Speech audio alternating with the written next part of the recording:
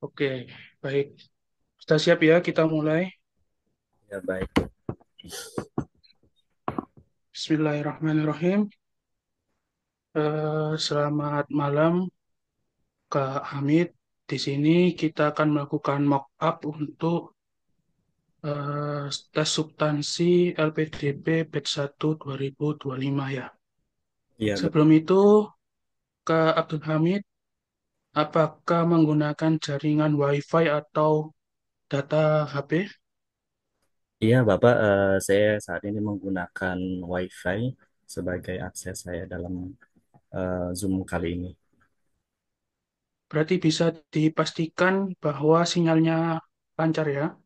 Iya betul Bapak. Baik, untuk langkah selanjutnya silakan Kak Abdul Hamid memutarkan laptop ataupun gadgetnya 360 derajat dari kanan ke kiri. Ya. Silakan.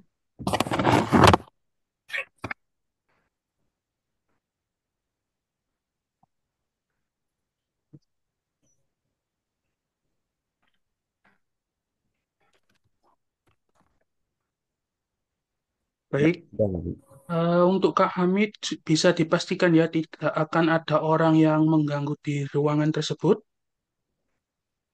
Iya Bapak, ini saya lagi mematikan handphone terlebih dahulu. Sudah Bapak. Baik, bisa dimulai. Berarti kita mulai. Bismillahirrahmanirrahim. Hari ini tes substansi untuk Kak Abdul Hamid. Tujuan program pendidikan kader ulama, kemudian jurusan S2 IAT di Universitas PTIG Jakarta. Pertama, silakan Kak Abdul Hamid untuk memperkenalkan diri, mulai dari pengalaman, dari, mohon maaf, dari latar belakang, dan juga kenapa memilih mendaftar di beasiswa LPDP. Oke baik Bapak, terima kasih atas waktunya. Perkenalkan nama saya Abdul Hamid, biasa dipanggil Hamid.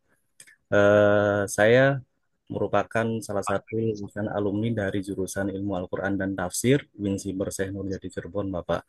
Kemudian saya ini berencana melanjutkan kuliah di program studi Ilmu Al-Quran dan Tafsir Universitas PTIG Jakarta. Kenapa saya bertujuan untuk melakukan studi di sana? Karena tentu ini berkaitan dengan relevansi keilmuan saya yang mana pada program sarjananya saya juga ilmu Al-Quran dan tafsir, kemudian juga ini sesuai dengan kebutuhan karir saya di masa depan, Bapak.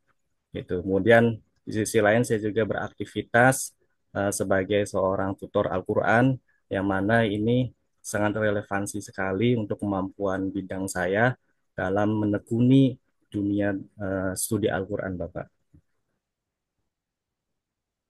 Baik, sebelumnya bisa dijelaskan kenapa memilih PKU, Pendidikan Kadar Ulama. Sementara eh, ada program-program lain, mungkin di jurusan Ilmu Al-Quran dan Tafsir, tapi tidak berafiliasi dengan PKU. Bisa dijelaskan kenapa memilih Pendidikan Kadar Ulama? Oke, baik Bapak, terima kasih.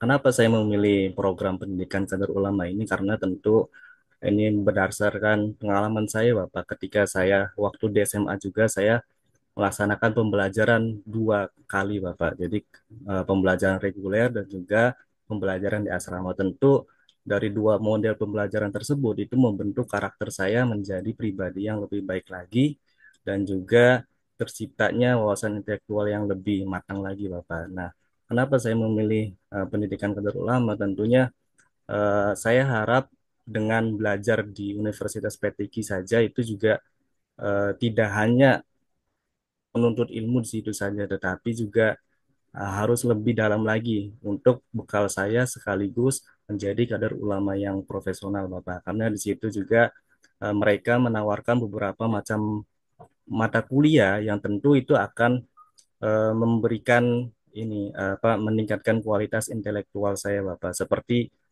tafsir ilmu tafsir moderasi beragama, kemudian ilmu tasawuf, kemudian juga media dan literasi digital dalam dakwah dan juga tafsir lintas agama yang tentu ini akan membantu saya menghadapi beberapa kehidupan di masyarakat yang lebih kompleks lagi, Bapak. Gitu. Dan salah satu yang paling utama adalah saya ingin mengikuti program unggulan yang memang ditawarkan oleh PKU, yaitu short course, Bapak, yang tentu ini menjadi kelebihan kenapa saya melakukan program studi ini untuk bisa ditekuni di dalam magister ini. Baik, sebelumnya sudah mengetahui apa itu pendidikan kader ulama Masjid Istiqlal? Bisa Ya, dijelaskan, Kak Abdul Hamid?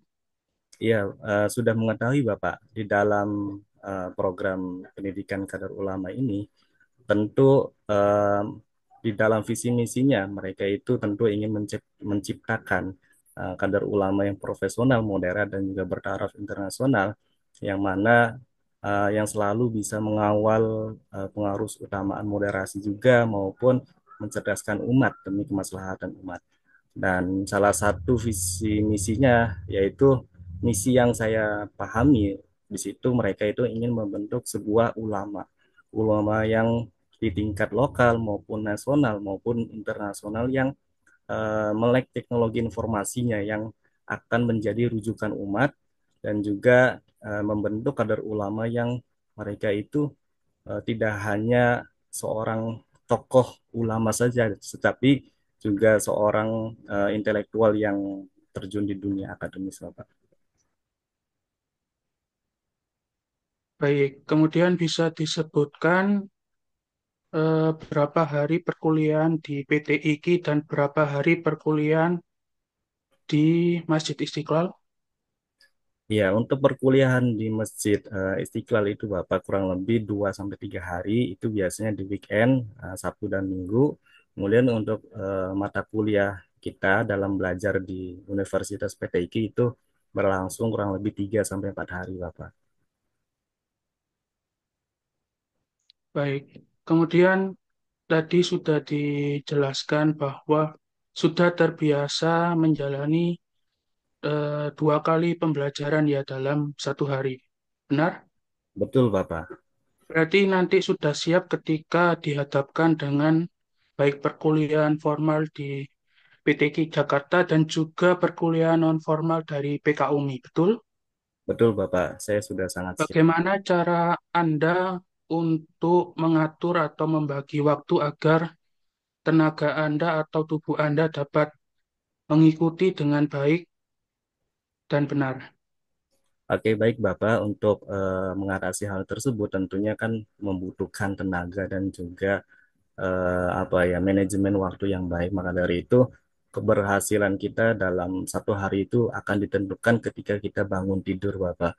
Jadi saya akan mulai membiasakan bangun tidur lebih dini, intinya tepat waktu, kemudian melakukan pola pembiasaan olahraga yang itu akan memberikan apa imun tubuh kita menjadi kuat dan tentunya setiap waktu yang sudah ditentukan, semisal pembelajaran di PTIQ-nya maupun di Masjid Istiqlalnya itu kita harus dilakukan secara tepat waktu karena dari setiap komitmen kita terhadap waktu itu tentu itu akan menjadi apa ya capaian skala bahwa kita berhasil atau tidak dalam satu hari tersebut. Tentunya intinya pola pembiasaan waktu yang harus kita yang harus saya terapkan dan juga olahraga yang baik gitu Bapak. Dan tidak melalai dan tidak membuang waktu secara percuma. Mungkin itu Bapak.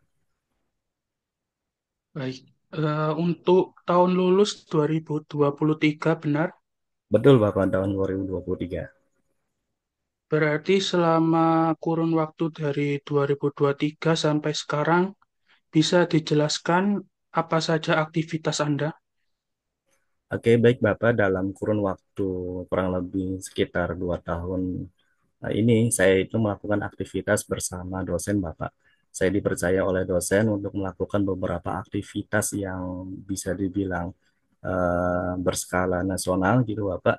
Jadi semisal pengaruh utamaan moderasi beragama, kemudian sertifikasi pembimbing manasik haji profesional, dan juga melakukan pengawasan terhadap pengelolaan jurnal Bapak. Jadi saya di sini juga diajak sama dosen untuk menjadi editor jurnal di Rumah Moderasi Beragama dan alhamdulillah dalam proses itu kita berhasil memperjuangkan itu menjadi cinta empat Bapak.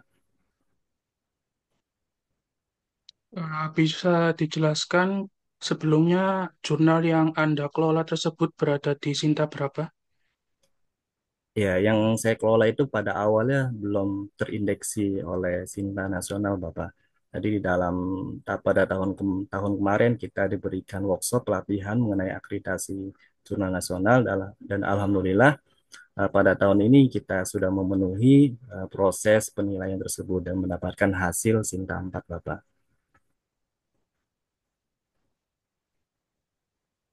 Baik, untuk Rumah Moderasi Beragama, bisa dijelaskan lebih detail kegiatan Anda di Rumah Moderasi Beragama IAIN Syekh Nurjati Cirebon? Ya, baik Bapak. Rumah Moderasi Beragama Yayan Syekh Nurjati Cirebon ini merupakan sebuah komunitas Bapak, semacam pusat studi lah di kampus, yang mana ini yang mengawal pengaruh utamaan moderasi beragama di lingkungan kampus khususnya, terlebih lagi umumnya pada lingkungan wilayah 3 Cirebon Bapak Ciayu Majokuning.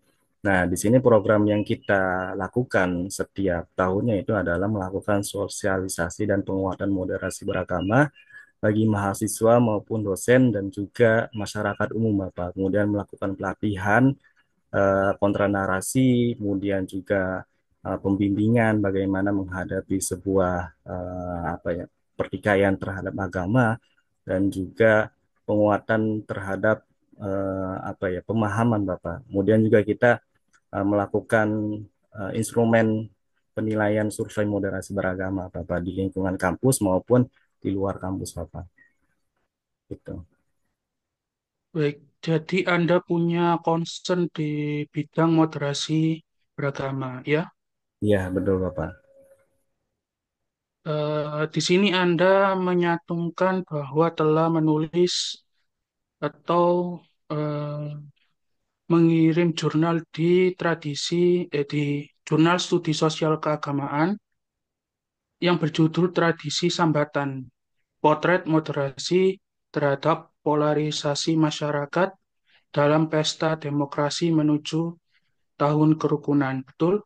Betul Bapak. Anda sebagai penulis pertama, ya, Iya, betul Bapak. Saya sebagai penulis pertama.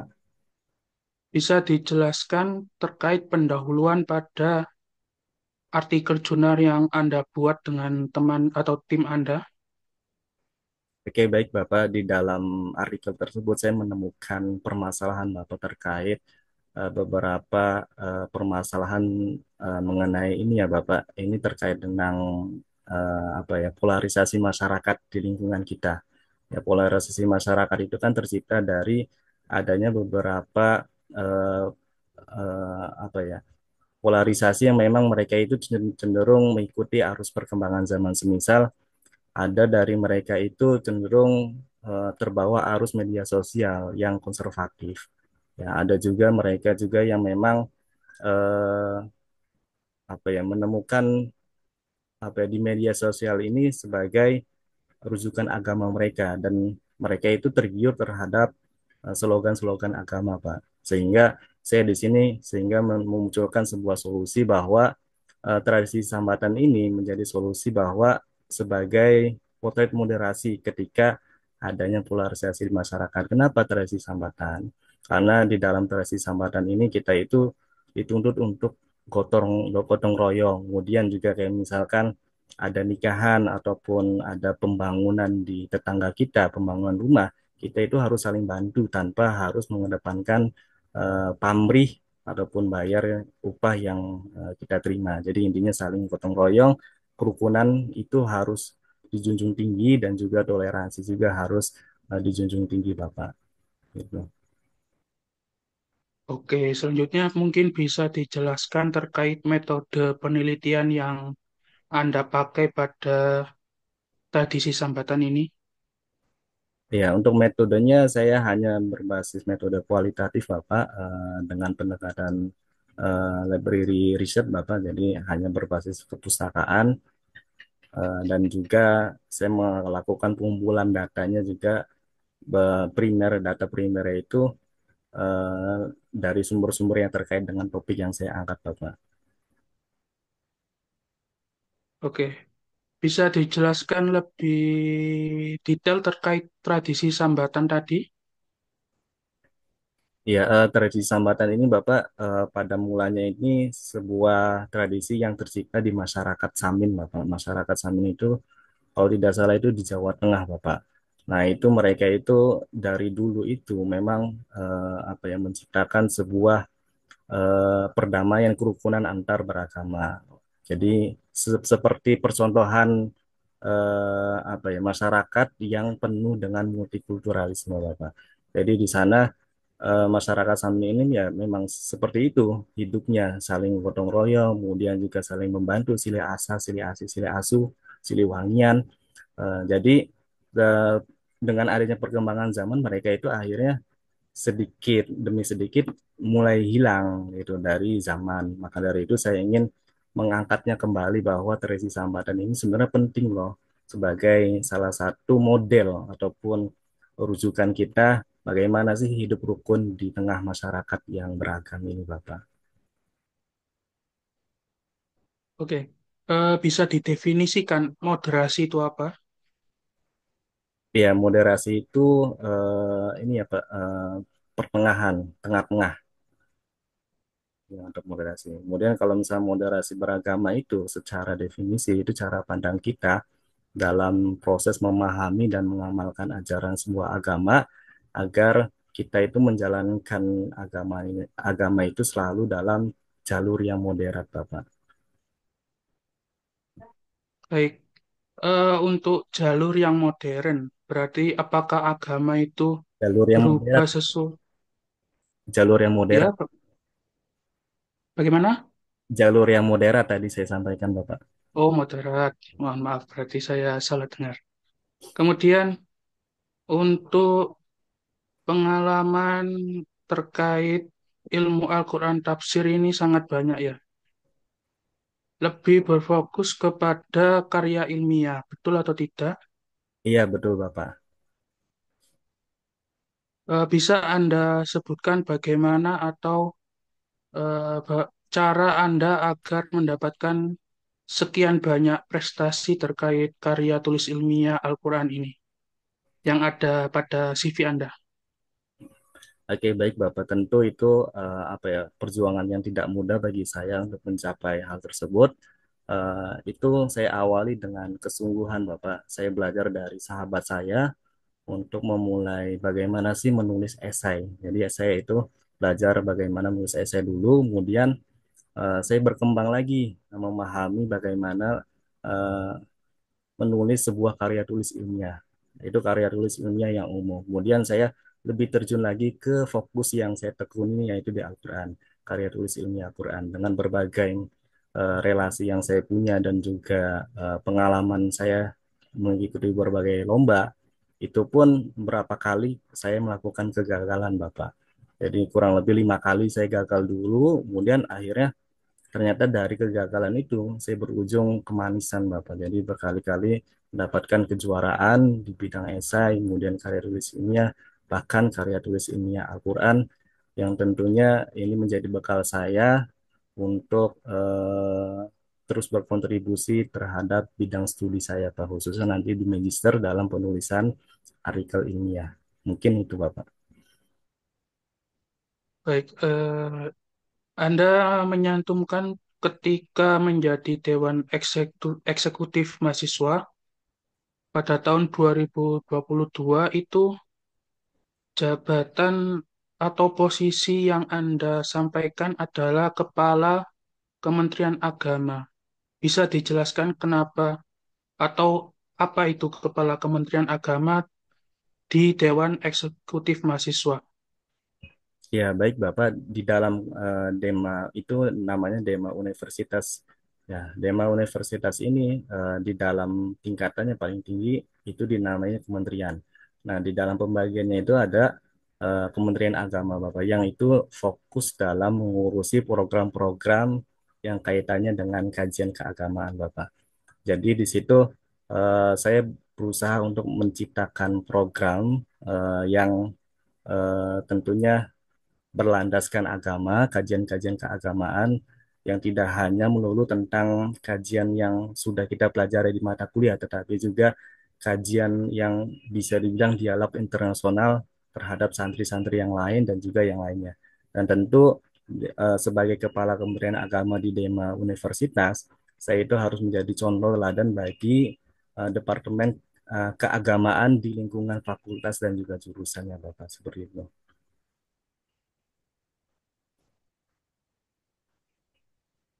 Oke, kemudian bisa disebutkan salah satu atau beberapa konferensi dan seminar yang paling memorable atau memiliki dampak kepada masyarakat. Oke, baik Bapak, untuk konferensi yang sangat eh, tidak bisa saya lupakan adalah yang kemarin Bapak konferensi internasional yang diadakan oleh Asosiasi Ilmu Al-Quran dan Tafsir Indonesia yang ketujuh, yang ketujuh itu yang di Kediri tanggal 2 sampai 6 September. Itu adalah hal yang luar biasa karena di mana itu saya mendiseminasikan hasil riset saya kemudian dipaparkan di depan beberapa peneliti yang lain dan di situ saya diberi masukan beberapa hal terkait penelitian yang saya kaji Bapak. Kemudian seminar yang lainnya adalah seminar mengenai pentagogik Bapak. Yang pentagogik yang di sini adalah saya melakukan belajar bagaimana menghadapi sebuah mahasantri karena kan saya di sini sebagai tutor Al-Quran di Mahad Al-Jami'ah Winsi Bersenul di Cirebon yang harus mengetahui bagaimana sih menghadapi cara belajar yang mahasantri yang seperti itu. Kita harus mengatasi pembelajaran mereka yang memang tentunya naik turun gitu Bapak. Mungkin dua hal tersebut yang menjadi konferensi yang tidak akan saya lupakan. Bisa dijelaskan lebih detail terkait riset Anda yang di Konferensi Internasional Asosiasi Ilmu Al-Quran dan Tafsir?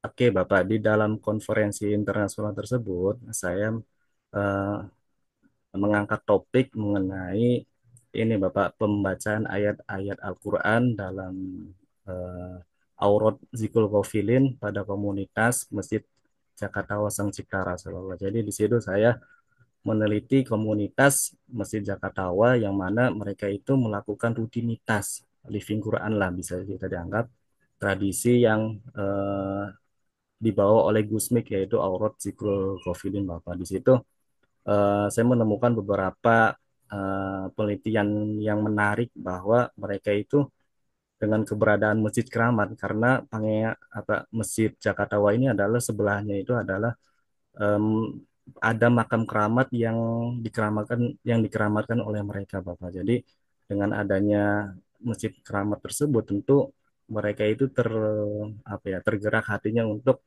mendawamkan aura Zikul ini karena berdampak luar biasa terhadap kehidupan mereka seperti lancar rezeki, kemudian juga mereka akhirnya semangat untuk mensyiarkan aura tersebut.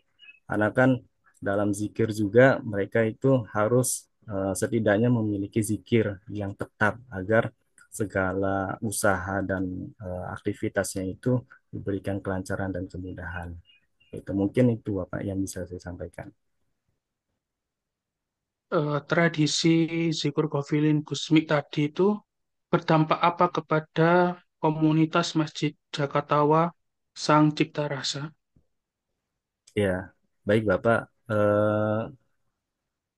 Pada zikrul ghafilin ini tentu berdampak oleh masyarakat seperti tadi rezekinya lancar, kemudian juga mereka akhirnya karena di dalam sebuah apa namanya tradisi tersebut seringkali diadakan hidangan makanan, mereka itu secara sukarelawan berlomba-lomba untuk menghidangkan makanan karena mereka tidak takut yang namanya rezeki itu semakin sempit ketika kita membagikannya kepada yang lain. Kemudian juga keluarganya pada sehat, kemudian juga hatinya menjadi tentram dan juga mereka itu selalu termotivasi untuk mengharap ridho Allah di setiap langkah aktivitasnya Bapak. Seperti itu. Baik, tadi disampaikan bahwa Anda menerima masukan terkait konferensi yang internasional tadi ya. Berarti berkaitan dengan Zikur Gofilin, benar? Iya, betul Bapak. Bisa disebutkan apa saja masukan terkait judul atau riset yang Anda lakukan tersebut? Ya, jadi untuk masukannya itu dari para panelis adalah saya dituntut untuk lebih detail kembali terhadap makna-makna yang bisa ditampilkan oleh em,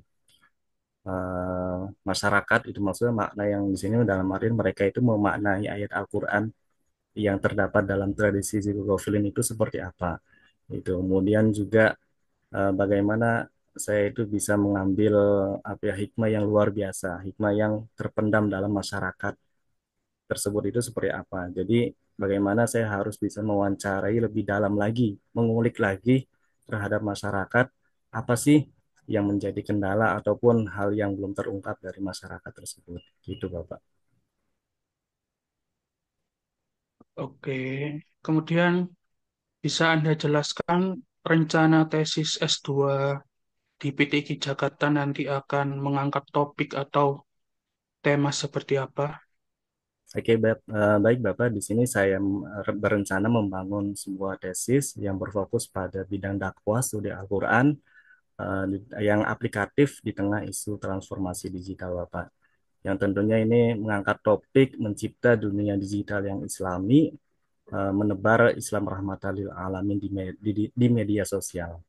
Nah, tentu di dalam tesis ini bermula dari permasalahan Bapak.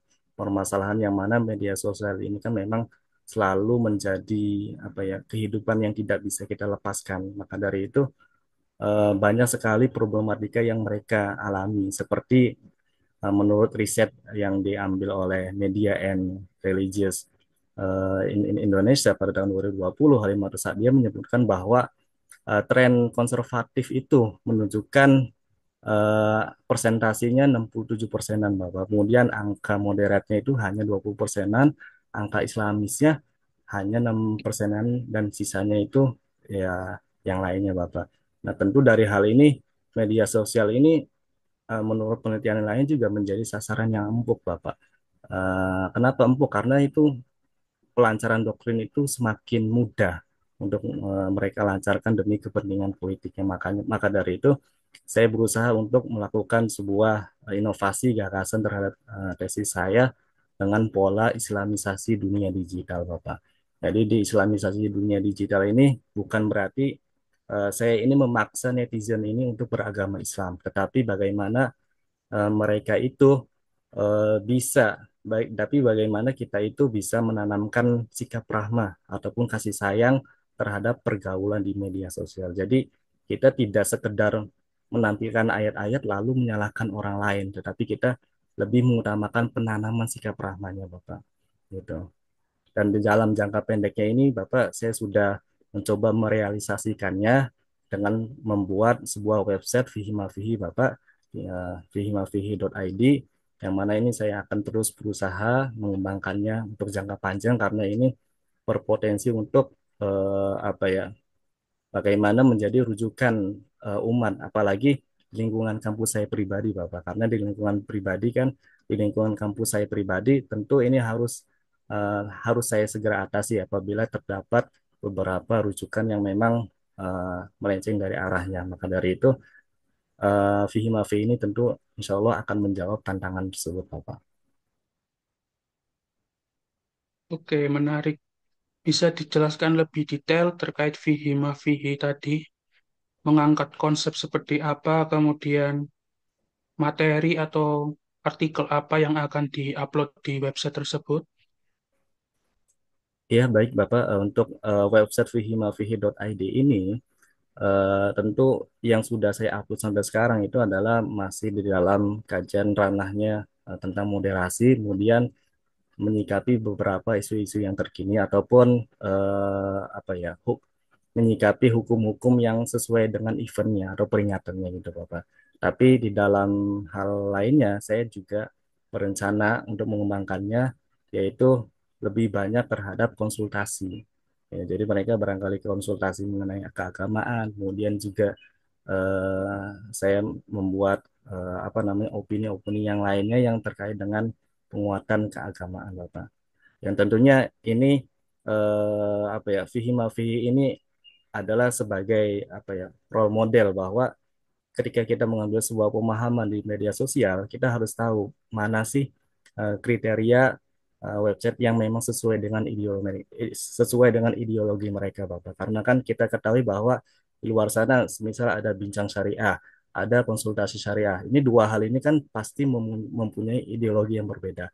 Apalagi misalkan muslimah, muslim.or.id, kemudian yang lainnya. Nah, ini kan bagaimana apakah ini mengecoh ideologi kita atau tidak. Makanya di sini saya berusaha untuk menjadi sebuah media bagaimana melakukan penyebaran dakwah yang moderat, Bapak. Mungkin bisa diketikkan di kolom chat terkait alamat website dari Vihima Vihi. Ya, Bapak, itu sudah saya kirimkan hanya fihimafihi.id saja. Oke, sebentar ya.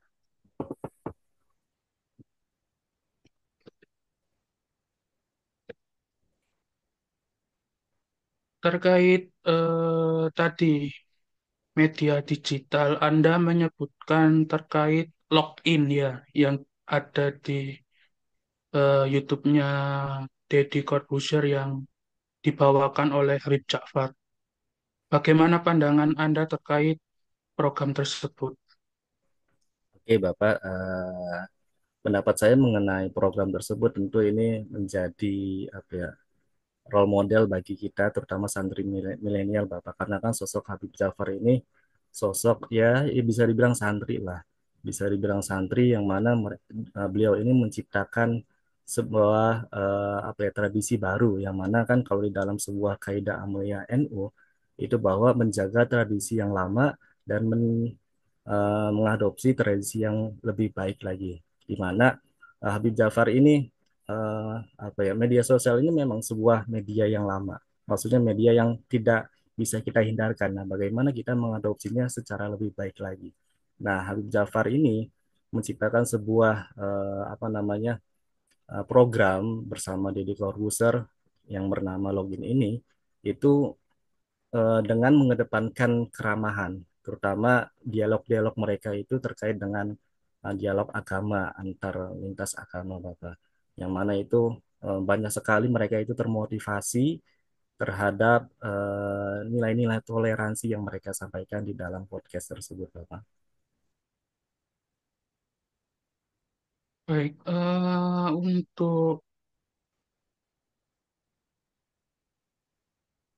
tadi terkait Habib Habib Ja'far, bagaimana pandangan Anda terkait kehabiban atau kesayitan yang belum lama-lama ini menjadi keributan bagi kalangan intelek Muslim di Indonesia? Oke, baik Bapak, terkait apa namanya Habib yang akhir-akhir ini belakangan ini menjadi viral, ini tentunya harus disikapi dengan baik oleh kita. Intinya kita harus mencari tahu dulu bagaimana sih keturunan Habib itu seperti apa gitu. Kemudian juga eh, sikap dan perilaku yang bisa menjadikan beliau itu sosok Habib itu seperti apa? Apakah sikap yang tercela itu layak disebut sebagai Habib atau seperti apa? Jadi intinya kita harus menyelam lebih dalam lagi, Bapak. Kalau misalkan di dalam apa ya teori dalam moderasi beragama itu ada yang namanya teori analisis gunung es atau enggak teori Esberg yang mengatakan bahwa kita itu tidak boleh melihat suatu fenomena itu dari permukaan saja, maksudnya ujung puncak esnya itu. Tapi kita harus menyelam lebih dalam lagi, bagaimana sih mental modelnya, kemudian juga apa sih yang latar belakangi mereka sehingga mereka itu apa ya, menguatkan bahwa dirinya itu seorang Habib itu Bapak. Mungkin seperti itu Bapak. Baik, untuk Islamisasi di media digital tadi, kira-kira apa mata kuliah yang paling relevan untuk dapat membantu Anda meng, apa, eh, mengideali, menginisiasi terkait tesis dunia digital tadi? Oke, baik Bapak. Untuk mata kuliah yang sekiranya bisa mengakomodir tesis saya itu yaitu metode dan literasi digital dalam dakwah itu diampu oleh Bapak Dr. Kiai Haji Didi Supandi Bapak. Kemudian juga ada Dr. Ahmad Hayid yang itu juga pengampunya. Kemudian juga di mata kuliah lainnya ada juga mengenai dakwah atau komunikasi Islam Bapak. Itu juga diampu oleh Bapak Jamaluddin Bapak. Itu kurang lebih ada dua mata kuliah yang saya temukan yang itu sangat relevansi terhadap tesis yang nanti saya akan bangun. Oke, kemudian sudah tahu ya terkait short course di luar negeri. Iya betul Bapak, sudah mengetahui sedikit banyak. Bisa disebutkan untuk sekarang beberapa negara yang akan dituju jika Anda mendaftar di PKU. Oke, baik Bapak. Untuk daftar negara yang bisa kita pilih itu ada tiga Bapak. Jadi ada Maroko, Mesir, dan juga Amerika. Nanti kita dipilih sesuai dengan minatnya dan nanti juga akan diseleksi. Maka dari itu nanti intinya kita harus menguatkan bagaimana kita alasan kita untuk memilih negara tersebut, Bapak. Oke, kemudian sebelumnya Anda berkuliah di domisili yang sama dengan tempat tinggal Anda, betul? Betul, Bapak. Kemudian bagaimana nanti cara Anda beradaptasi ketika berkuliah di Jakarta dan juga mengikuti short course di luar negeri?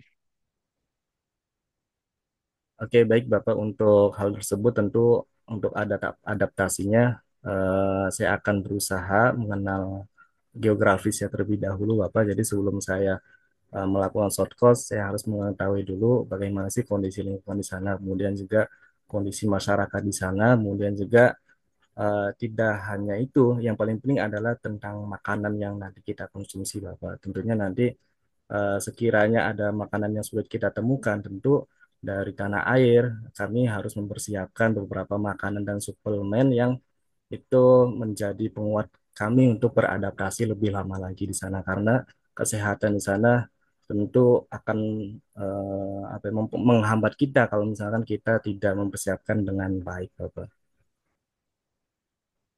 Oke, bisa dijelaskan pengabdian pasca studi yang akan Anda lakukan? Oke, baik Bapak, untuk pengabdian pasca studi saya yaitu saya ingin menjadi seorang dosen sekaligus ulama yang mencerdaskan umat Bapak ataupun misalkan sebagai peneliti di bidang studi Al-Qur'an. Baik, di sini Anda menyebutkan bahwa fokus utama Anda adalah pada ulama kenusantaraan, betul? Betul, Bapak. Bisa dijelaskan terkait makna dari ulama kenusantaraan? Oke, baik Bapak. Untuk makna yang saya maksud dari ulama kenusantara ini adalah ulama yang mereka itu apa ya, menampilkan nilai-nilai kenusantaraan, maksudnya kebinekaan, intinya nasionalisme yang mereka sampaikan gitu Bapak. Jadi walaupun kita di tengah multikulturalisme, di tengah banyaknya keberagaman umat, mereka itu harus menjadi ulama yang ya bisa dibilang moderat, jangan menjadi sumber untuk pertikaian. Maka dari itu saya ingin berfokus kepada itu. Apalagi di kampung-kampung kita itu kan rawan ulama yang tidak berorientasi kepada itu. Maka dari itu saya berusaha untuk fokus terhadap itu, Bapak. Eh, Berarti Anda pernah ini mendengar tentang Islam Nusantara. Iya, betul Bapak, saya pernah. Apakah Anda setuju bahwa ideologi atau konsep Islam Nusantara itu sejalan dengan Al-Quran? Iya, baik Bapak. Bagi saya Islam Nusantara ini sesuai dengan ini ya Bapak, sesuai dengan apa konsep ideologi kenegaraan kita Bapak, dan itu tidak menyalahkan. Tentunya dari Islam Nusantara ini kita dituntut untuk tidak meninggalkan tradisi yang memang itu tidak menyalahkan syariat Bapak. Intinya seperti itu Bapak. Baik, mungkin saya ingin bertanya sedikit terkait website yang Anda buat tadi, Fihi Mafihi. Di sini Anda sebagai admin, betul? Betul Bapak. Anda menulis di kolom bahwa Instagram sebagai media dakwah bagi generasi milenial dan generasi Z. Bisa dijelaskan sedikit terkait artikel tersebut? Oke, baik Bapak, terkait Instagram tersebut, memang sekarang kan pola penggunaan apa ya generasi Z itu seringkali kan mereka itu terfokus kepada platform Instagram. Ya, sebenarnya ada juga misalnya sekarang TikTok maupun yang lainnya.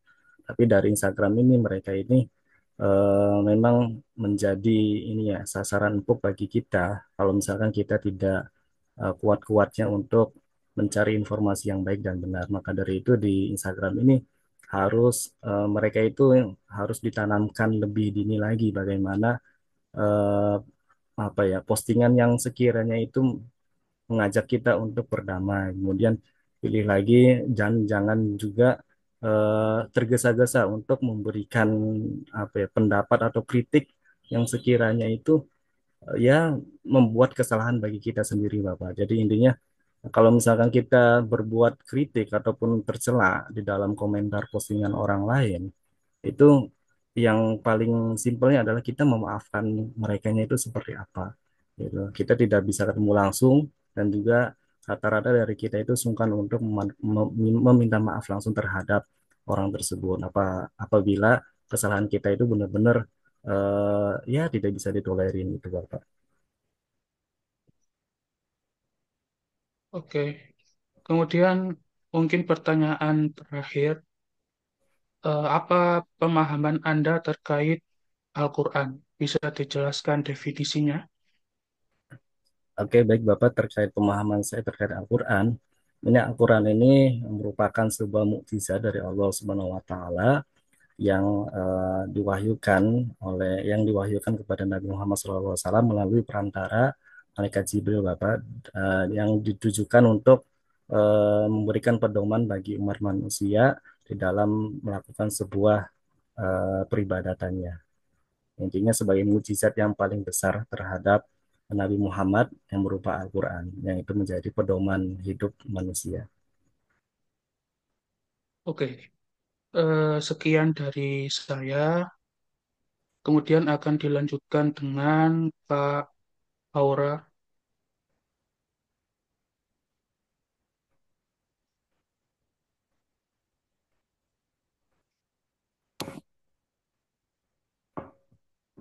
Oh, Kak Auranya hilang ya. Sebentar.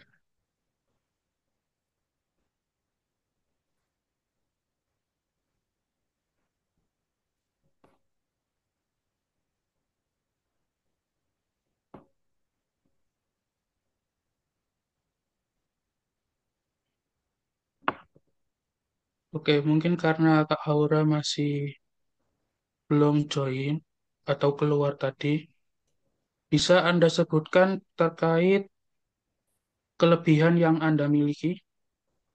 Nah, oke baik Bapak, kelebihan yang saya miliki itu terletak pada kemampuan cepat memahami dan mengerjakan tugas secara efisiensi, Pak. Kalau dengan setiap pekerjaannya itu berorientasi kepada hasil yang terbaik. Kemudian keunggulan lainnya itu saya terletak kepada saya itu dikenal sebagai individu yang aktif, kemudian juga individu yang berprestasi, melek teknologi dan juga eh, selalu beraktivitas terhadap terhadap masyarakat, terhadap teman sebayanya, Bapak.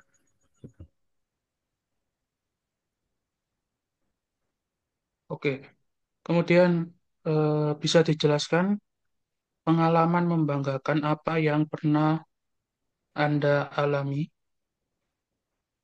Oke, baik Bapak, untuk pengalaman membanggakan saya yaitu yang pertama ketika saya SMA, di mana itu saya menjadi juara umum dalam kegiatan pesantrenan di Asrama Binasiswa SMA Plus Cisarua Provinsi Jawa Barat, di mana itu kurang lebih ada 69 putra-putri terbaik se-Jawa Barat.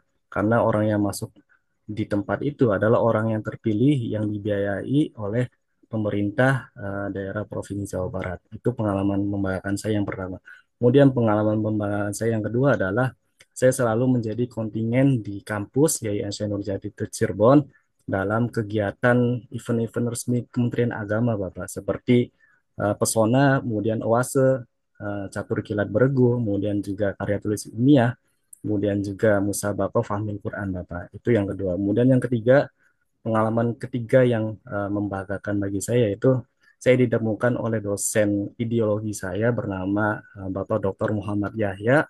Beliau yang senantiasa membimbing saya dan mengarahkan saya untuk terus eh, apa ya, membulatkan diri untuk lanjut ke dosen dan seringkali diikutsertakan dalam pengaruh samaan moderasi beragama, kemudian sertifikasi manasik haji dan juga hal yang lainnya yang tentu eh, memberikan akselerasi yang lebih terhadap saya, Bapak.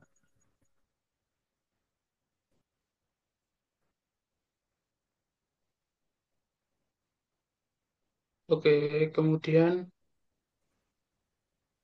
terkait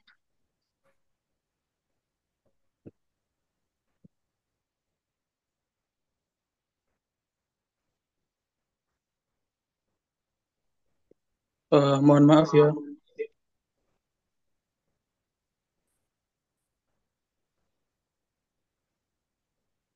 mohon maaf saya ganti gadget sebentar. Kemudian bisa Anda sebutkan pembeda Anda dari peserta lainnya apa? Oke, baik Bapak, pembeda saya daripada peserta yang lainnya adalah pengalaman dan eh, pembelajaran yang mendalam Bapak terkait tentang pengarus udamaan, moderasi beragama.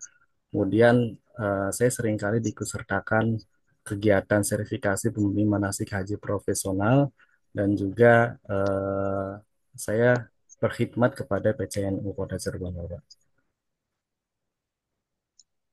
Oke, sebentar. Kak Haura, apakah sudah bisa bergabung? Oke, sudah Kak.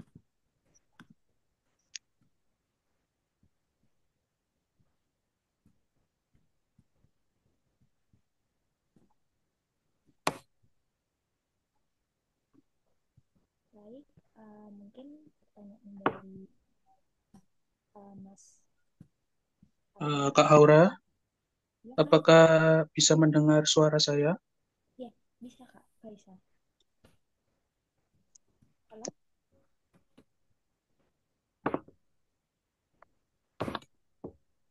Halo Oke, Kak? silakan Kak Haura dilanjutkan. Baik, sebelumnya terima kasih kepada Kak Kaisa yang sudah memberikan kesempatan. Baik, di sini saya ingin bertanya ya Mas. Mohon maaf Ibu, suaranya kecil sekali Ibu, tidak terdengar. Oke, sebentar. Jadi, sebentar ya. Iya, suaranya kecil sekali.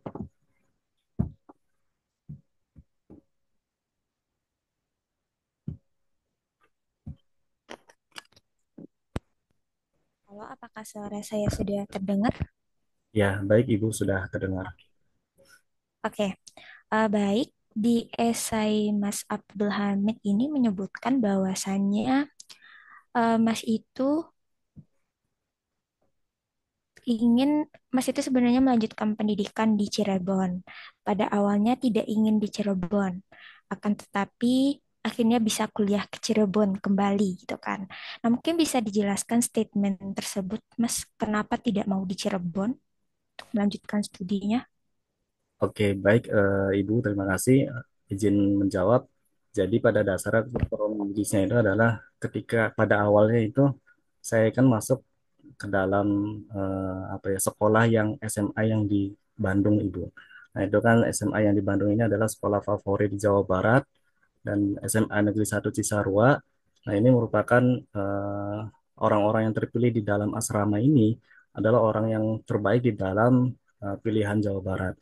Tentunya dengan pembelajaran dan hasil pencapaian yang agak lumayan tinggi dalam pembelajaran saya di sekolah tersebut, tentu ketika saya mencoba mendaftar di luar Cirebon, semisal kayak di ITB, kemudian juga UPI, kemudian UNES dan yang lainnya itu ternyata di luar dugaan semuanya itu gugur Ibu. Maka dari itu eh, karena restu orang tuanya hanya di Cirebon, karena saya udah merantau 3 tahun di Bandung, mungkin karena doa ibunya pengennya di Cirebon, akhirnya saya kembali ke Cirebon lagi, Ibu. Makanya saya melanjutkan kuliahnya di Cirebon dan alhamdulillahnya betul karena restu dari orang tua, akhirnya saya juga mendapatkan beasiswa di situ. Oke, baik. Berarti sebelumnya pernah daftar ke univ lain dan untuk jurusannya bagaimana, Mas? Apakah sama atau berbeda-beda? Untuk jurusannya itu masih konsen kepada jurusan MIPA, Ibu, karena SMA saya itu di MIPA. Nah, saya itu memilih seperti teknik sipil, teknik industri, kemudian juga teknologi pangan, dan itu semuanya itu tidak berbuah hasil, gitu. Mungkin seperti itu, Ibu. Oke, baik. Berarti untuk bisa mengikhlaskan ya, Mas, sudah banyak percobaan gitu. Berapa lama sih, Mas, untuk bisa bangkit lagi dan bisa melanjutkan studinya kembali ke Cirebon gitu. Menurut saya itu kan suatu eh, suatu proses yang juga cukup eh, stres gitu ya, Mas. Gitu. Mungkin bisa dijelaskan. Iya betul Ibu, itu sangat proses yang sangat stres sekali karena apa? Saya sudah melakukan berbagai jalur pendaftaran dari UMPTKN, UMPTKN juga saya mendaftar, itu yang di UIN. Kemudian juga SBMPTN, kemudian juga jalur mandiri, itu semuanya gagal, gitu tuh. Kemudian saya hanya lolos di jalur perguruan tinggi itu. Tentu hikmahnya adalah walaupun saya di situ susah mengikhlaskan pada awalnya di semester 1 karena saya sempat merasa sedih dan tidak mau berjuang dengan sungguh-sungguh di kuliah tersebut.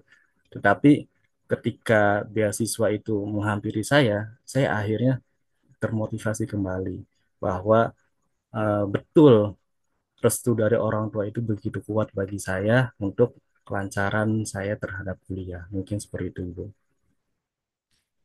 Baik. Kemudian saya lihat juga di esainya Mas Abdul itu banyak sekali motivasi ya. Banyak sekali prestasi maksudnya, mohon maaf. Nah, apa sih yang menjadi motivasi Mas Abdul untuk bisa terus berprestasi mulai dari SD, kemudian di SMP sampai ke SMA?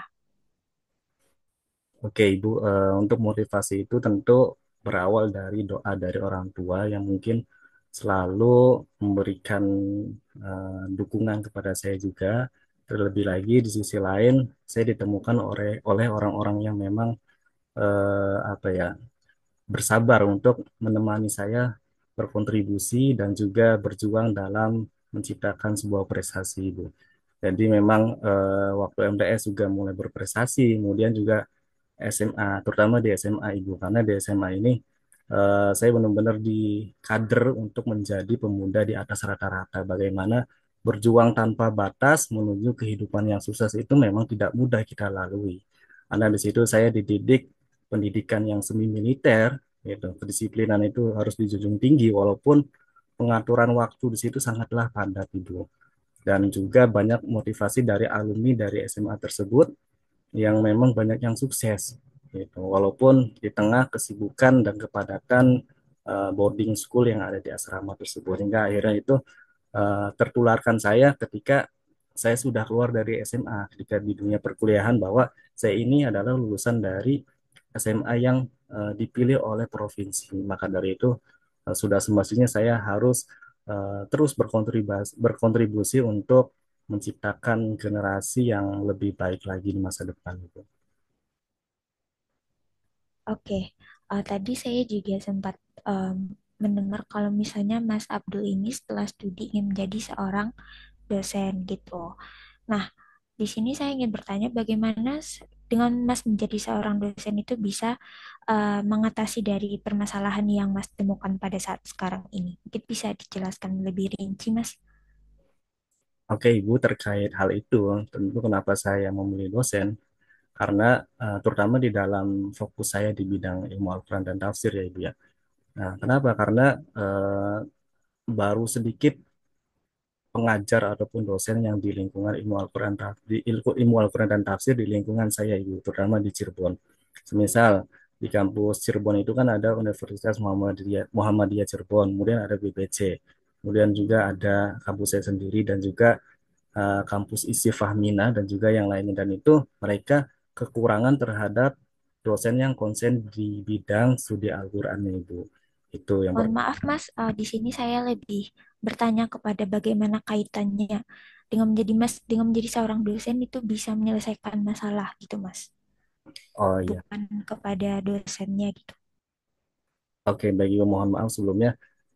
Oke, baik terkait hal itu, tentu ketika saya menjadi dosen, eh, kan ada yang namanya Tridharma Perguruan Tinggi.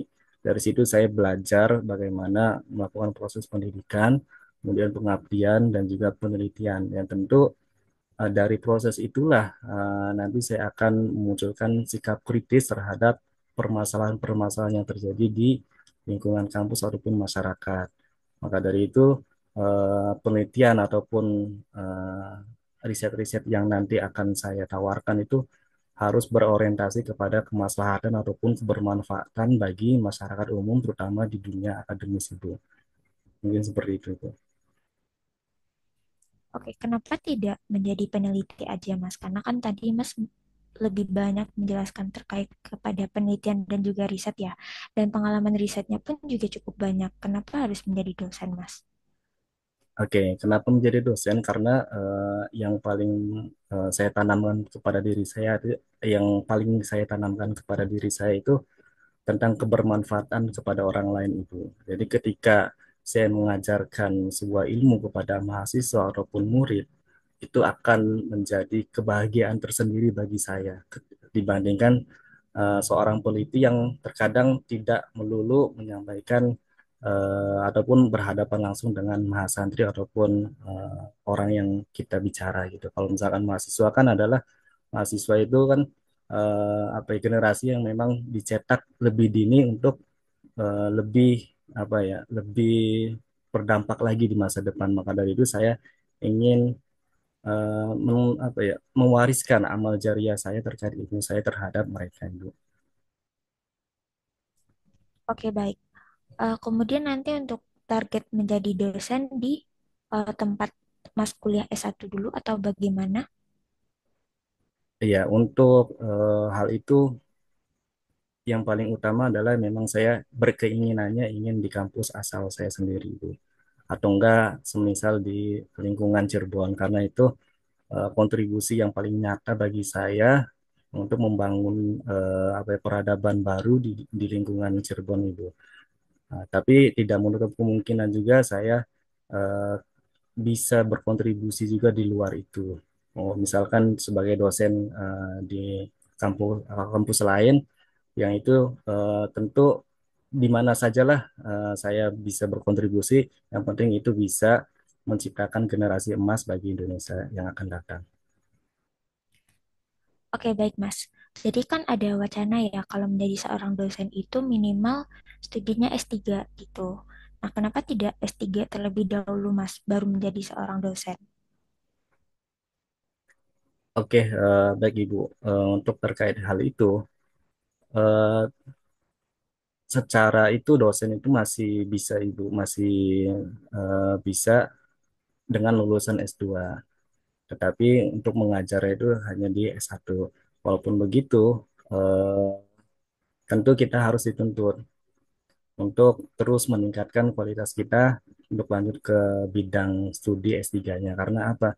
Karena semakin hari semakin banyak lulusan yang tentunya memang harus berkompeten. Maka dari itu, eh, yang penting dalam hal ini adalah S1 dan S2 saya itu harus linear supaya dosen supaya nanti saya itu bisa masuk ke dalam sebuah dosen yang merupakan formasi yang memang ditawarkan oleh mereka. Baik, ketika menjadi seorang dosen, nanti Mas ingin menjadi dosen yang seperti apa sih Mas? Mungkin bisa dijelaskan. Oke, terkait dosen yang ingin diharapkan yaitu saya ingin menjadi dosen yang apa ya, idola lah Ibu, menjadi dosen yang idola yang benar-benar telaten membimbing mahasiswanya, kemudian juga berdampak bagi mahasiswanya dan juga ingin mengkader mahasiswanya menjadi ideologi saya gitu. Karena saya ingin mereka itu menjadi seorang ilmuwan yang konsen terhadap ilmu Al-Quran maupun di, di bidang lainnya Ibu yang tentunya berorientasi kepada kemaslahatan umat.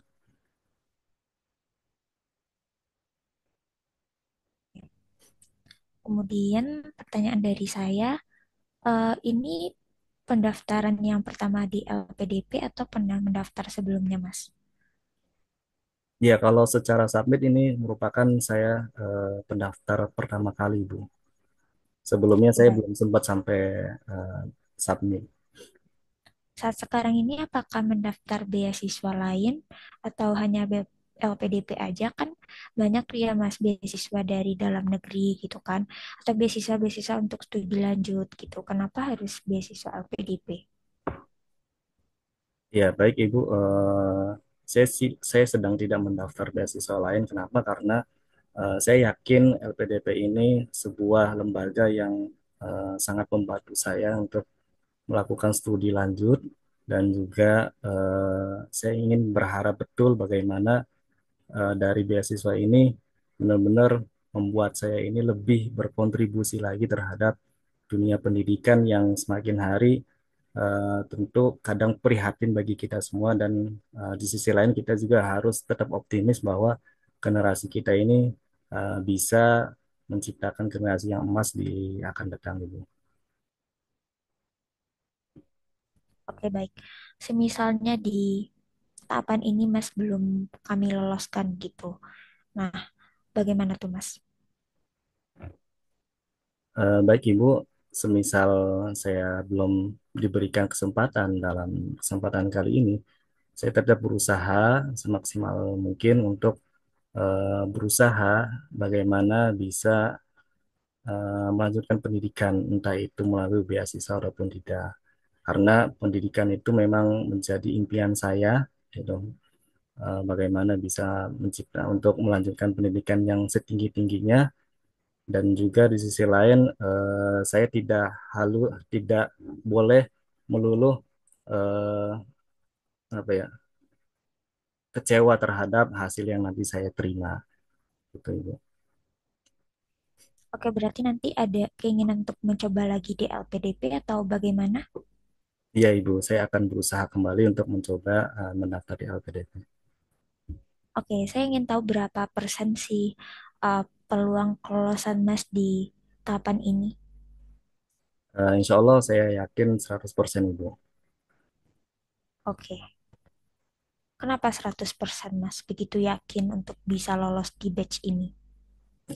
Oke baik Ibu, kenapa 100%? Karena dengan pengalaman dan kesempatan yang saya berikan kepada teman-teman saya maupun masyarakat sekitar saya, insya Allah saya yakin dengan eh, perjalanan akademi saya ini akan terus berkontribusi terhadap masyarakat yang tentunya ini menjadi pertimbangan yang sangat penting bagi LPDP untuk berinvestasi kepada saya untuk tetap melanjutkan studi S2-nya agar terus berkontribusi nyata terhadap kemajuan bidang pendidikan itu.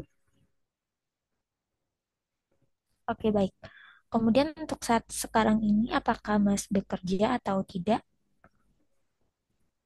Baik Ibu, saya ini sekarang bekerja, kurang lebih bisa dikatakan freelance Ibu. Oke, kerja apa Mas untuk saat sekarang ini? Ya, saya bekerja sebagai editor jurnal di Rumah Moderasi Beragama, kemudian tutor non mukim bidang Al-Quran di Mahat Al-Jamiah, Yayasan Syekh Nurjati Cirebon, dan yang terakhir saya sebagai fasilitator di Pusat Studi Haji dan Umroh Yayasan Syekh Nurjati Cirebon itu. Oke, cukup banyak ya Mas kegiatan pekerjaannya. Bagaimana tuh Mas cara membagi waktu antara pekerjaan-pekerjaan tersebut? Ya, untuk membagi waktunya itu tentu saya harus memilih dulu mana kegiatan yang lebih prioritas. Dan tentunya di dalam tiga tempat eh, itu tidak ada waktu yang sekiranya bentrok sekali itu. Jadi misalkan ya ada waktu yang bentrok, tentu saya akan memilih prioritas yang lebih diutamakan dibandingkan yang mungkin bisa saya handle di nanti-nanti itu. Oke, baik Mas. Kemudian terkait dengan salah satu prestasi dari Mas itu ya bisa memenangkan juara satu esai kompetisi pada Komik 4 HMJ KPI tingkat C Ciayu Majakuning. Mungkin bisa diceritakan Mas terkait dengan karya ilmiah tersebut. Oke, baik Ibu, terkait esai tersebut, saya itu eh, menuliskan sebuah karya terkait tentang ini apa azan pitu yang ada di Masjid Kesepuhan Alun-Alun Cirebon itu. Itu kan azan pitu ini adalah sebuah tradisi yang memang selalu dikumandangkan oleh masjid tersebut hingga kini. Walaupun mereka itu di tengah-tengah COVID waktu itu, mereka itu tetap mengadakan sholat Jumat. Karena apa? Karena secara historis azan pitu ini memang pernah menangkal sebuah wabah penyakit, sehingga mereka itu berkeyakinan dengan azan pitu ini kita tetap terjaga dari penyakit COVID tersebut. Nah, kenapa saya mengambil objek tersebut? Karena dari azan pitu ini kan melantunkan sebuah nada yang ini ya Ibu apa datar, maksudnya tidak berlagu, tidak berirama. Jadi lempeng dan juga diazankan oleh 7 orang. Nah, dari azan tersebut bahwa di dalam riset tersebut ada sebuah audio apa namanya tentang apa namanya getaran-getaran gelombang yang mana ketika getaran gelombang itu apa namanya selalu berulang seperti itu akan menambah imun bagi kita. Imunnya itu dalam artian adalah kita tetap optimis terhadap daya tahan tubuh kita itu selalu terjaga itu. Mungkin seperti itu Ibu karya tulis yang saya tulis. Oke, saya penasaran Mas terkait dengan karya salah satu sumber yang Mas sebutkan tadi bahwasanya tadi gelombang azan itu bisa meningkatkan imun gitu kan Mas. Nah, mungkin saya ingin tahu jurnalnya dari mana Mas? Mohon maaf Ibu, saya lupa karena itu sudah tahun berapa ya 2021, 2022. Nah, itu lebih tepatnya bukan getaran gelombang azannya, tetapi getaran gelombang suara pada umumnya. Jadi nggak tertuju kepada suara azannya Ibu. Oke, baik. Mungkin bisa dicari lebih lanjut lagi. Kemudian untuk kelemahan, mungkin Mas bisa sebutkan terkait dengan kelemahannya. Ya, oke baik Ibu, untuk kelemahan pada diri saya itu yang pertama adalah saya seringkali cenderung terhadap lalai waktu dan juga menunda-nunda pekerjaan Ibu.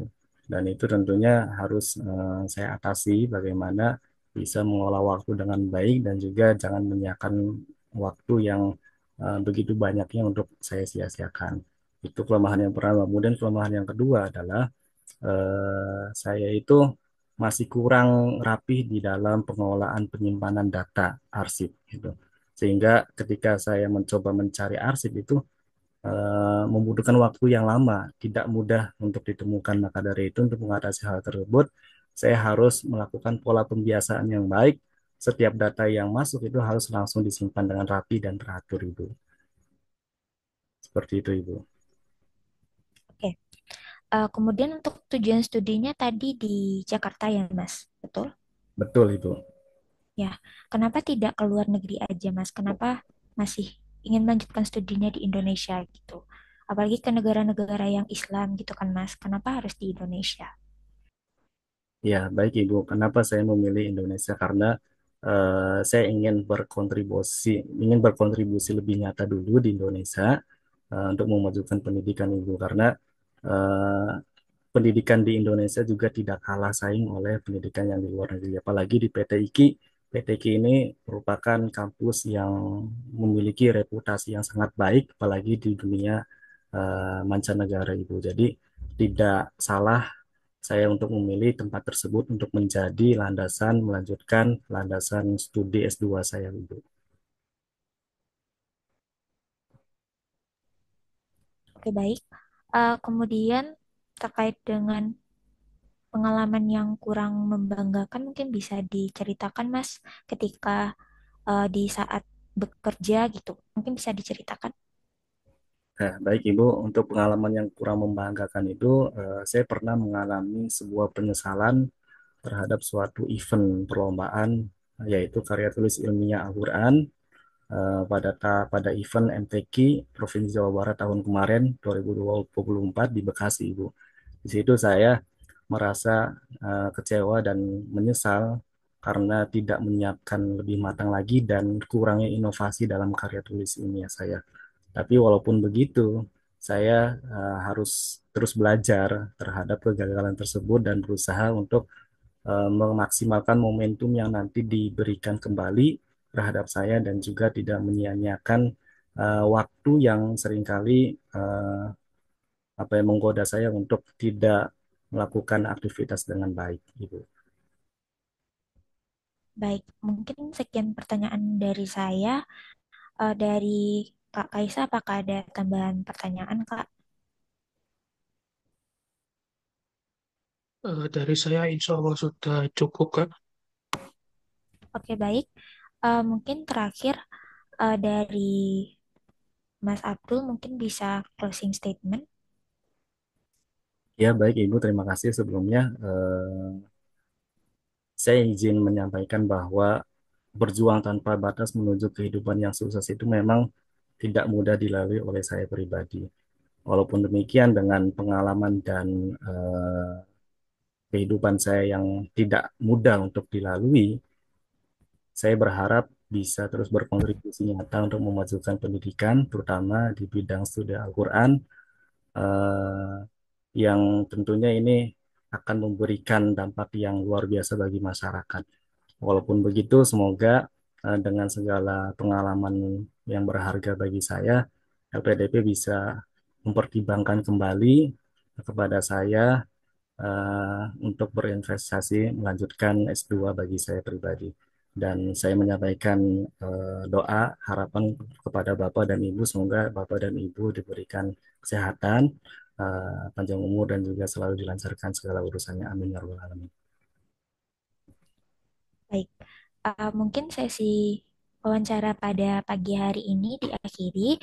Sebelum meninggalkan ruangan, saya izin reminder untuk Mas untuk bisa memantau di laman pendaftaran untuk mengisi G-form dan di situ wajib ya Mas untuk diisi. Baik kepada Mas Abdul mungkin dipersilakan untuk meninggalkan ruangan. Baik Ibu, terima kasih sebelumnya. Oke, sangat keren ya Kak Iya. Abdul Hamid. Ini percobaan mockup yang keberapa Kak? Baru sekali Kak. Ya, udah keren sih. Kelompok tiga sih mockupnya yang pertama terus tapi udah kayak lancar gitu ya Kak Kaisa. Iya, udah bagus. Iya betul. Pengalamannya juga, waduh, banyak sekali ini. Awalnya Oke saya mungkin. tuh deg-degan kayak ini, aduh mau up bakal lancar tidak, gitu. Apakah Kak Hora bakal mendoktrin saya dengan pertanyaan bahasa Inggris atau enggak? Karena saya baru menyiapkan, Kak. Baru menyiapkan sore dari itu. Soalnya saya nggak berani ngelihat mock up teman saya di kelompok saya pribadi, gitu. Takutnya gimana-gimana lah. Biar real, saya ketemu penguji yang itu yang baru pertama kali. Saya baru melihat itu penguji ya Kak Erwin gitu dan yang lainnya kelompok yang lain gitu Kak. Hmm. Oke. Oke. Mung- Mungkin dari Kak Kaisa dulu bisa memberikan feedback Kak. Eh, Pertama mungkin untuk bahasa Inggris ya, Kak Hamid, Ya. karena kita juga jurusan IAT ya yang S2-nya. Kalau dari substansi kemarin, batch 2 saya itu full bahasa Indonesia sih, Kak. Jadi Hmm. eh, nggak perlu takut, tapi harus juga disiapkan. Barangkali nanti ada pertanyaan terkait atau dalam bahasa Inggris. Kemudian feedback ya, aduh Kak, Kak banyak sih Kak, karena menurut saya udah bagus Kak Abdul Hamid. Semua jawabannya juga on point, cuman mungkin ada dua atau tiga saja sih ini. Yang pertama terkait eh, jurnal atau artikel yang telah ditulis tadi, ada beberapa itu yang agak kurang penjelasannya. Misal tadi terkait metode penelitian di apa tradisi apa tadi Kak ya. Itu eh, Kak Abdul Hamid mungkin karena juga sudah eh, udah lama ya apa penerbitannya sudah lama itu kurang menyebutkan terkait jenis penelitian kualitatifnya itu yang seperti apa.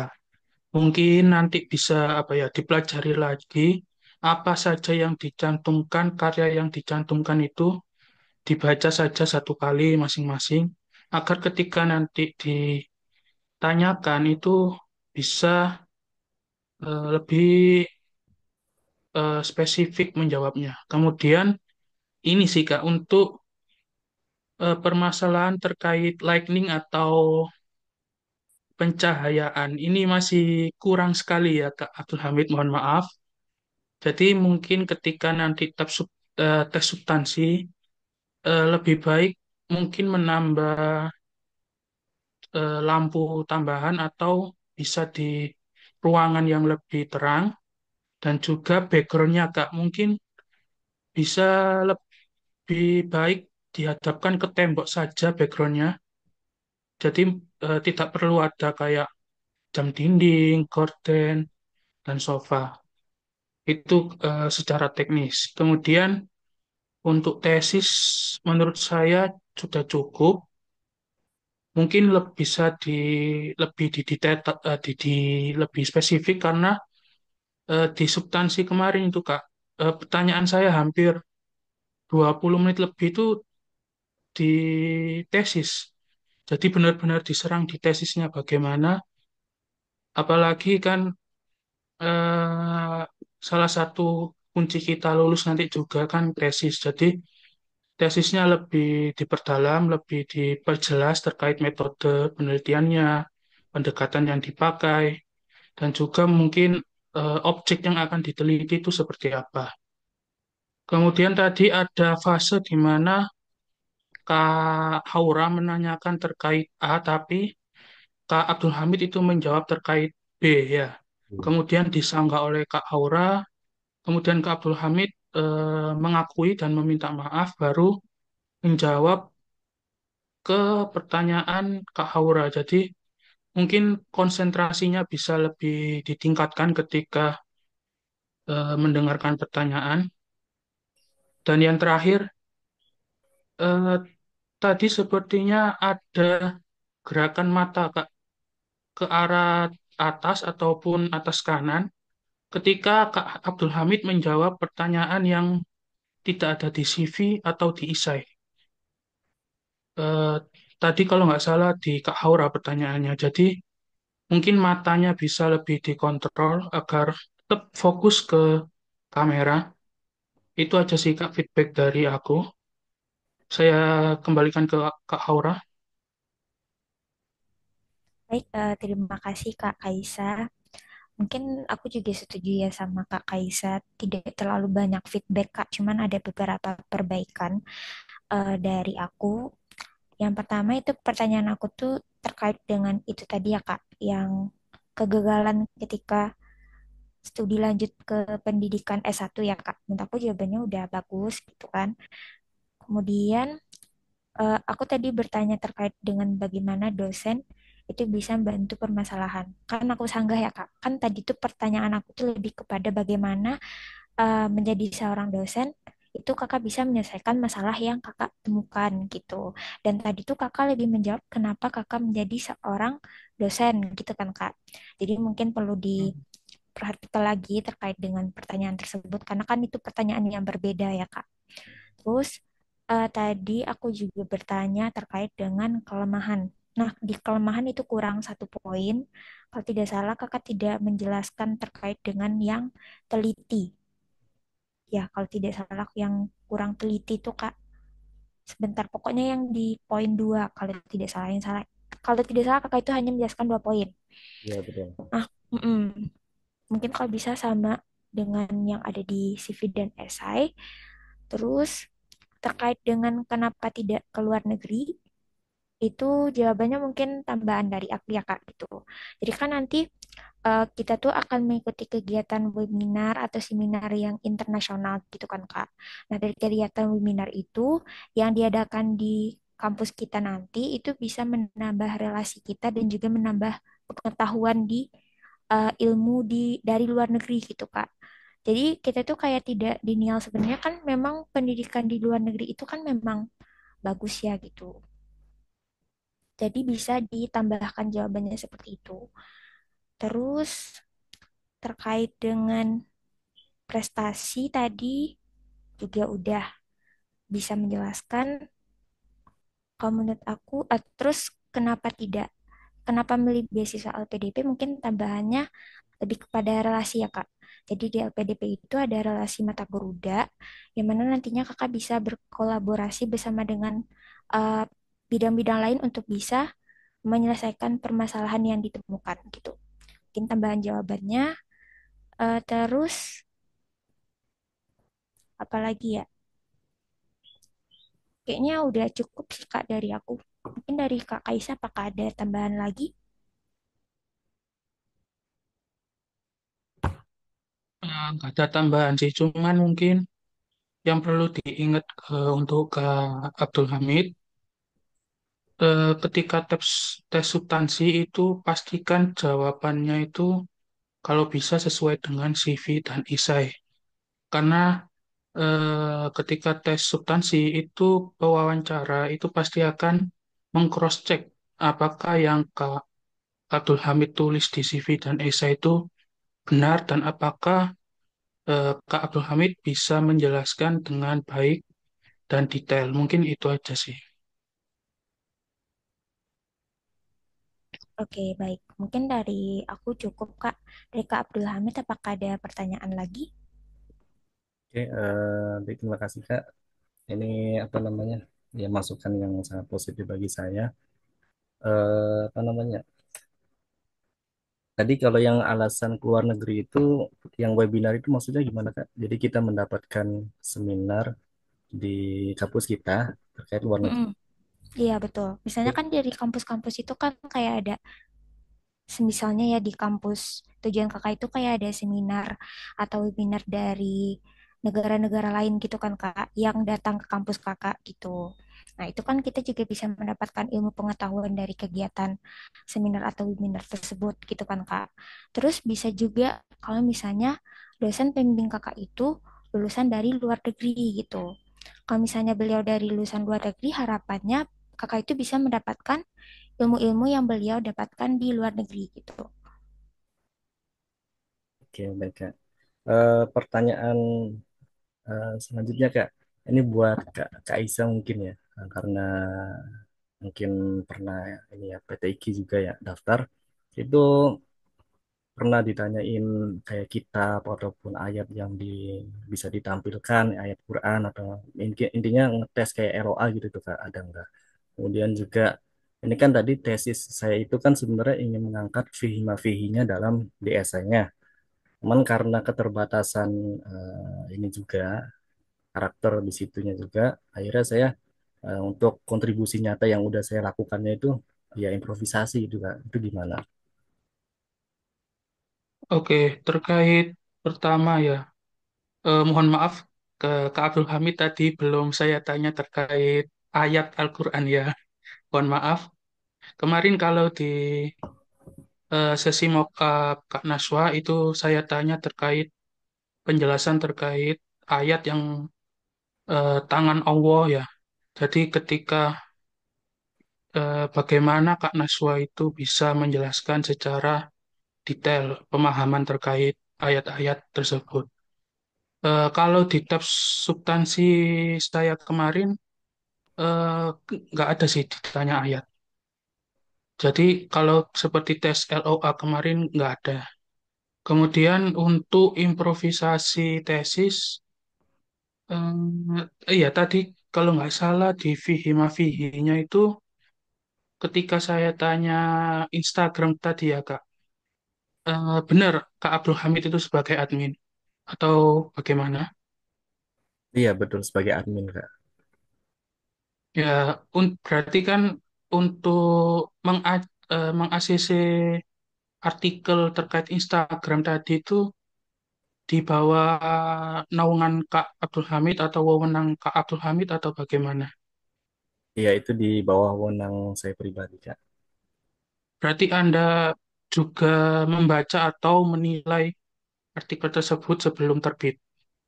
Iya, sebenarnya dibaca cuman nggak sampai diingat betul, Kak, karena kan banyak Oh, yang oke. masuk gitu. Makanya Ya, ya, ya. ini tuh apa? Aneh ya, nggak tahu. Iya, makanya tadi kayak ada agak jeda loading ya. Kemudian kalau untuk tesis sih secara konsep digitalisasi Islam tadi sih bagus Kak. Cuman kayak apa ya, objek materialnya itu belum dapet gitu Kak. Kalau menggunakan fihi mafihi tadi sih eh, mohon maaf ya pembaca atau orang Indonesia kan kalau baca website atau artikel itu kan agak kurang ya.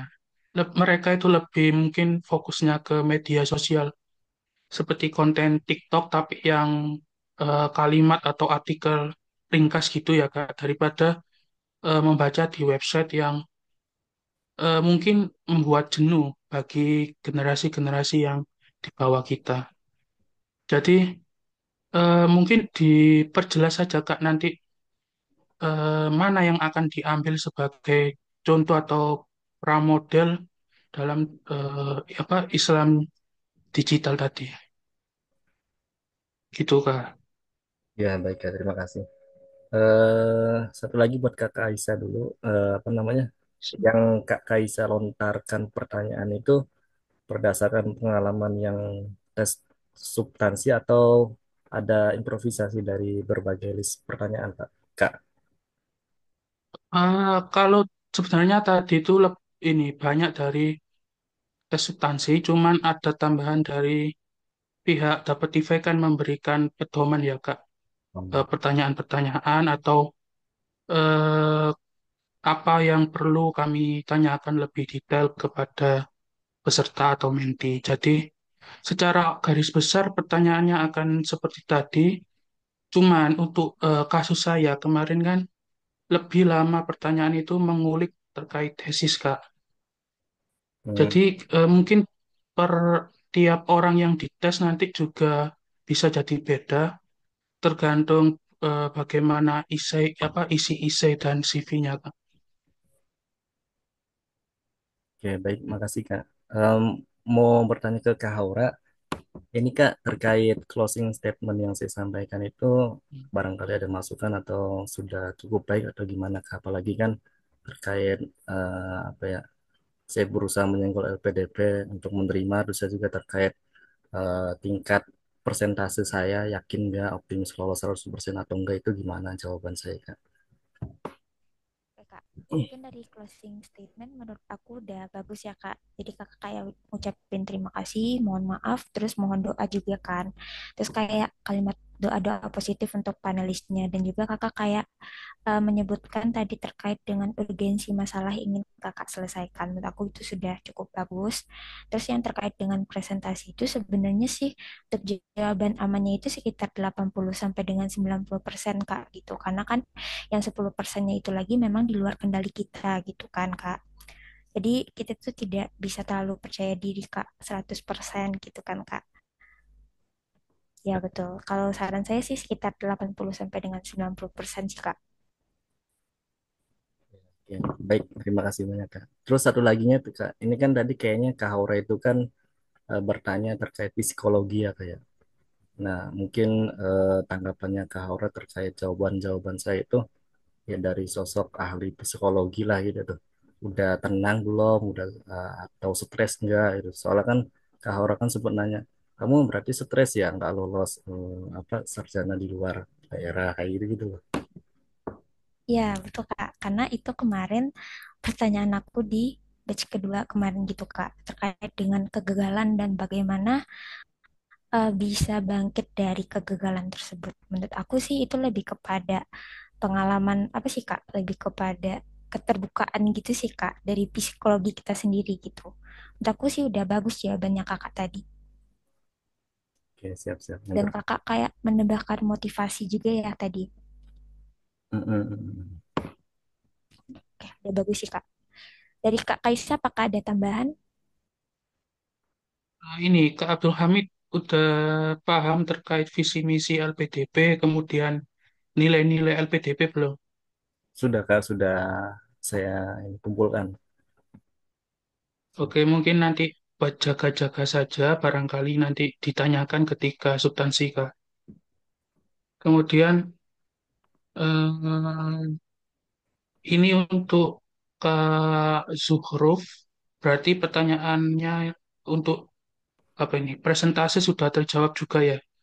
Ya, Dari Kak Abdul Hamid, apakah masih ada pertanyaan untuk kami? sudah Kak, sudah cukup. Oke, berarti sekarang kami beri waktu 2 menit bagi peserta atau menti pasif di Zoom kali ini untuk bertanya. Kami persilahkan.